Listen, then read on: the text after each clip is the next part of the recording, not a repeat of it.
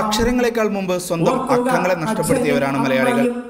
മലയാളം അക്കങ്ങൾ ഇന്ന് കണ്ടെത്തണമെങ്കിൽ ഗൂഗിൾ മാത്രമാണ് രക്ഷ. ഇക്കാര്യത്തിൽ അറബികളെ കണ്ടുപിടിക്കേണ്ടതുണ്ടെന്ന് കുരീപ്പുഴ ശ്രീകുമാർ പറഞ്ഞു. മഹത്തായ പാരമ്പര്യമുള്ള വലിയ സാഹിത്യകൃതികൾ ഉണ്ടായിട്ടുള്ള വലിയൊരു ഭാഷയാണ് അറബ് ഭാഷ. ഈ ഭാഷയിലെ അക്കങ്ങൾ അവർ സംരക്ഷിക്കുന്നു. നമ്മൾ സംരക്ഷിച്ചോ?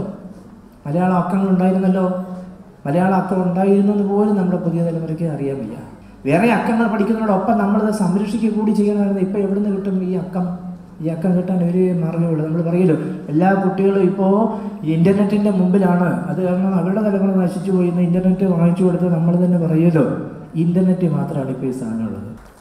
മലയാളം ഇങ്ങനെ കീഴിൽ കുട്ടികൾക്ക് സൗജന്യമായി മലയാളം പഠിപ്പിക്കുന്ന അധ്യാപിക സുനീത ഹനീഫയെ ചടങ്ങിൽ ആദരിച്ചു.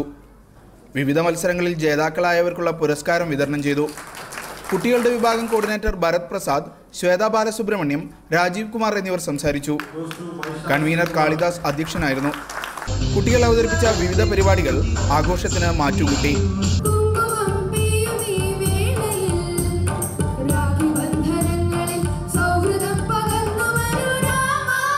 Media 1 Muscat.